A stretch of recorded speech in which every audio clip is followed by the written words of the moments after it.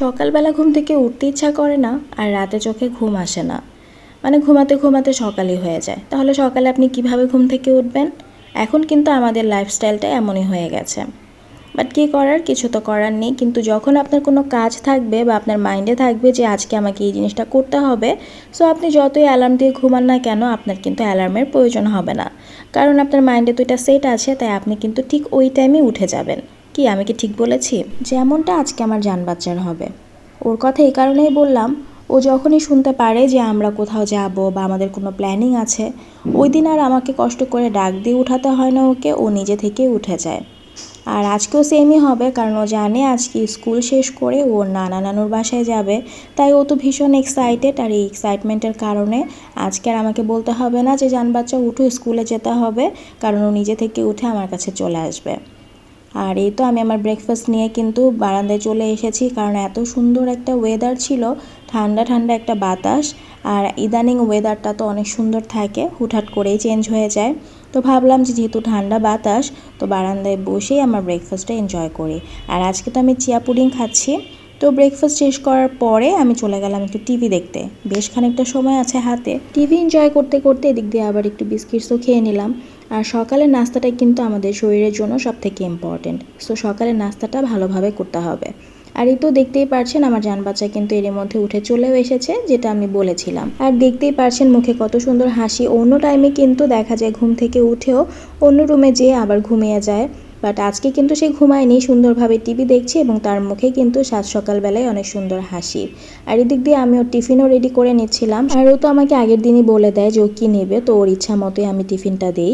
আর এখানে ওর ড্রেস সাথে আমার ড্রেসও রেডি করে নিচ্ছি, কারণ ওর সাথে তো আমারও রেডি হতে হয়, যেহেতু ওর সাথে আমি স্কুলে যাই। তারপর ওকে বললাম যে তুমি তোমার টিফিন বক্সগুলো ব্যাগে ভরে নাও। আর ও কিন্তু এই কাজটা করতে অনেক বেশি হ্যাপি হয়। যখন আমি ওকে বলি যে তুমি এই কাজটা করো, ও কিন্তু খুব এক্সাইটমেন্টের সহকারে ওই কাজটা করে। তো আমরা এখন বের হয়ে যাচ্ছি। আমরা যাচ্ছি নানুর বাসায়। আপনারা মনে করেন যে থাকতে জান বাচ্চা বলছিল আপনারা কিন্তু মনে করবেন না আমরা নানুর বাসায় থাকবো। যাই হোক, তারপরে এখানে স্কুলে বসলাম, আর বিথি আপু আমাদের জন্য পিঠা এনেছিল, পিঠাটাও এনজয় করলাম। পিঠাটা কিন্তু আমার জন্য মিষ্টি কম দিয়ে এনেছে, যেটা আমার জন্য খুব ভালো হয়েছে। তারপর জান বাচ্চা নানুর বাসায় এসে ওর জন্য বাথটাবটা রেডি করে দিচ্ছিলাম। ও তো অস্থির হয়ে আছে, গুটি গুটি পাগুলো তখনই দিয়ে দিচ্ছিল। আমি বললাম যে একটু ওয়েট করো, বাথটাবটা ভরে নেই পানি দিয়ে, তারপরে তুমি শাওয়ার নাও। তো এই তো বসে গিয়েছে, শাওয়ারটা এনজয় করুকো। আর আমি এদিক দিয়ে আপনাদেরকে দেখাচ্ছি অনেক সুন্দর একটা পুডিং। আর এই পুডিং পাঠিয়েছে আমার নানু। ছোটোবেলা থেকে নানুর হাতের পুডিং কিন্তু অনেক পছন্দ। নানু আগে যখনই বাসায় আসতো আমাদের জন্য কিন্তু পুডিং বানিয়ে নিয়ে আসতো। পুডিংটা পরে টেস্ট করবো, আর এখন দেখিয়ে দেই যে আম্মু কী কী রান্না করেছে আমাদের জন্য। তো এই তো দেখতেই পারছেন বড় বড় চিংড়ি, এটা দো পেঁয়াজের মতো করেছে। আর এই চিংড়ি কিন্তু এভাবে খেতে অনেক মজা লাগে। আর সাথে আছে আম্মুর হাতের মজার হাঁস ভুনা। হাঁস ভুনার জন্য কিন্তু আমি আর আমার বোন খুব বেশি এক্সাইটেড থাকি, আর আম্মু আজকে হাঁস ভুনা করেছে স্পেশালি আমাদের জন্য। আর এই তো শুটকি দেখতে পাচ্ছেন একদম লাল লাল করে ভুনা করেছে কাঁঠালের বিচি দিয়ে। আর কচু শাকও রান্না করেছি ইলিশ মাছের মাথা দিয়ে। সেই সাথে কিন্তু আম্মুর হাতের এই যে সাদা ইলিশ মাছের ভুনা, এটাও আছে, যেটা কিন্তু জান্নাতের বাবা খুব পছন্দ করে। সাথে আছে মগজ ভুনা। মগজ কারা কারা পছন্দ করেন আমাকে জানাবেন। আর আছে চিকেন, সেই সাথে ডাল।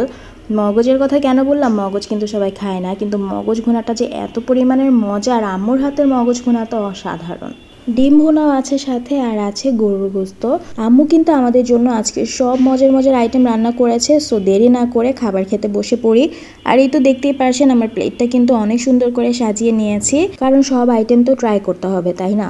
সো সব কিছু নিয়ে একেবারে বসে পড়েছি এবং সালাদও নিয়েছি। আর এখানে কিন্তু আমরা সবাই বসে আলহামদুলিল্লাহ খাবারটি এনজয় করলাম। আর প্রত্যেকটা আইটেম এত বেশি মজা হয়েছে যে কি বলবো।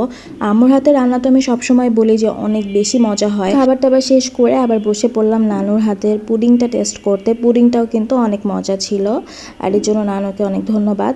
আর এই তো এখানে কিন্তু আমরা সবাই বসে আবার গল্প করছিলাম। আর জান বাচ্চার নানা কিন্তু জান বাচ্চাকে একটু পরে কয়েন দিতে আসবে, কারণ জান বাচ্চার নানা জান বাচ্চার জন্য সবসময় কয়েন রেখে দেয়, এবং ও যখনই বাসায় যায় ওর হাতে সে কয়েনগুলো বুঝিয়ে দেয়, কারণ ও কিন্তু বাসায় এসে ওর ব্যাংকে কয়েন জমায়, আর ও কয়েন জমাতে অনেক বেশি পছন্দ করে।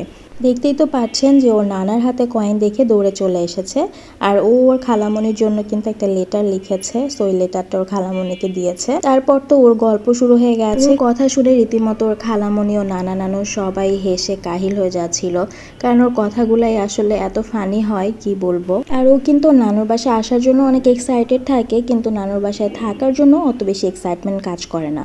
কারণ ওর কথা হচ্ছে যে মা যদি থাকে তাহলে থাকবো, কিন্তু মা না থাকলে থাকবো না, মানে আমাকে ছাড়া সে কোথাও যাবে না। আর এই তো উপরে চলে আসলাম, এটা হচ্ছে এলিজা বেবি। সো এলিজা বেবির সাথে জান বাচ্চা দেখা করতে এসেছে। আর এই তো আমাদের অরিও এখানে শুয়ে আছে, সে আমাকে দেখে তো একদম উল্টো হয়ে তাকিয়ে আছে, দেখছে যে আমি কি করছি। আর আমি যখন অরিওকে ক্যাপচার করছিলাম তখন এলিজা বেবি আবার উপর থেকে আমার ক্যামেরার দিকে তাকিয়েছিল। তো সবার সাথে দেখা করে আবার বাসায় চলে আসলাম। তো ওয়েদারটা হঠাৎ করে আবার একটু মেঘাচ্ছন্ন হয়ে গেছে, সন্ধ্যাও হয়ে যাচ্ছিল প্রায়। আর জান বাচ্চার মনটা এখানে একটু খারাপ ছিল, কারণ কোন আইসক্রিম খাবে সে, তো কোন আইসক্রিম আনতে দেওয়া হয়েছে, কিন্তু দুর্ভাগ্যবশত কোন আইসক্রিম পাওয়া যাচ্ছিল না। পরে খুঁজে আবার কোন আইসক্রিম নিয়ে আসা হলো, তো আমরা সবাই মিলে এখন কোন আইসক্রিমটা এনজয় করছি। কোন আইসক্রিম খাওয়ার পরে এখানে আম্মু আবার দুধ চা দিল, যদিও দুধ চা এখন খাই না, কিন্তু আম্মু বলছিল একটু খা, একদিন খেলে কিছু হবে না। তাই আম্মুকে বললাম যে ঠিক আছে চা দাও অল্প একটু, কিন্তু চিনি ছাড়া। চিনি ছাড়া চা খেতে তো তেমন একটা ভালো লাগে না, আর অনেক দিন পরে আমি দুধ চাটা খেয়েছি। যাই হোক, আর এখানে জান বাচ্চার জন্য আবার ওয়াফেল নিয়ে আসা হয়েছে, তো ওয়াফেলটা ও খাচ্ছিল খুবই মজা করে, কারণ ওয়াফেল তো ওর অনেক ফেভারিট। তাই ওর খালামণি কিন্তু ওর জন্য ওয়াফেল অর্ডার করেছে। ও যেমন পছন্দ করে ওয়াফেল, ওর মামাও কিন্তু ওয়াফেল খুব পছন্দ করে। আসলে এই জিনিসগুলোই না এরকম খেতে কিন্তু খুব বেশি মজা, তাই না? আর আমিও তো আমার লোভ সামলাতে পারি না এইসব জিনিস দেখলে, তাই আমিও একটু 2 বাইট খেয়ে নিয়েছিলাম। যদিও বলেছি 1 বাইট খাবো, কিন্তু আমার বোন বলছিল যে আরে খা, একদিন খেলে কিছু হবে না। ওই যে আম্মুর মতোই, আম্মু যেরকম চায়ের ব্যাপারটা বলছিল যে চা খেলে কি হবে, একটু চা খা, আর আমার বোন বলছিল যে একটু ওয়াফেল খা, খেলে কি হবে।